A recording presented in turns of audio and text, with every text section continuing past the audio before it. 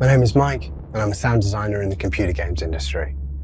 I work with Sweet Justice Sound, and some of my titles include Mortal Kombat 11, Halo Infinite, and most recently, God of War Ragnarok.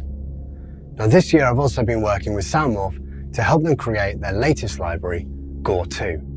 Now GORE 2 is the follow-up library to the popular GORE library we released in 2017. And the reason I wanted to make this library is I wanted to make bigger, wetter, more brutal, higher definition GORE sounds. Now the library is split up into 3 sections: designed, source, and builds.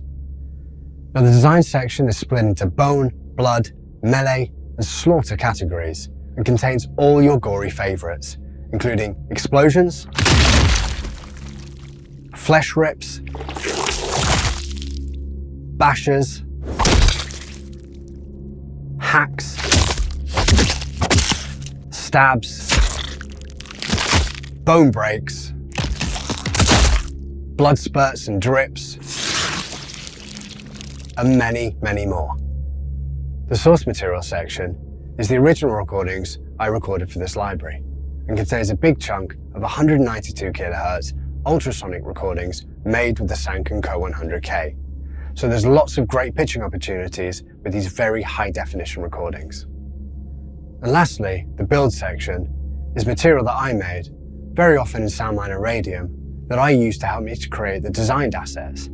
They're that halfway between source material and designed, and they're incredibly useful for making your own designs or using as sweeteners. Now I did a lot of recordings for this library in my recording booth. And one of the biggest challenges when recording source material like this is not spraying vegetable matter and liquid literally everywhere.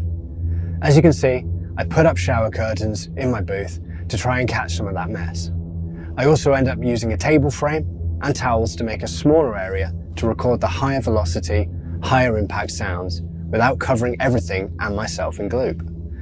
You can also see from the pictures that I'm recording quite large GORE props, lots of corn flour and gluten mix, and tons of vegetable matter all at once, trying to get that bigger sound from the recordings before I even start to process them. I wanted to avoid recording very small props like single tomato squashers or the classic celery break. And these are great useful sounds, and there are definitely some ultrasonic recordings of those in the library, but I wanted to make big GORE sounds, so I needed to record bigger source material as a great starting point for designing. This really helped me when designing to achieve that bigger GORE sound, the kind of size you'd expect when superheroes or gods are smashing each other to pieces. Being able to pitch that material down and keep the fidelity was incredibly useful, and the Sanken-Co 100K was an incredible tool when creating this library. If you do buy GORE 2, thank you so much, and we hope that you find it useful. Please do let us know if you use it on one of your projects. It genuinely fills me with joy when I hear those sounds out in the wild and used in all the wonderful projects that you will work on. Thank you so much for listening. All the best and take care.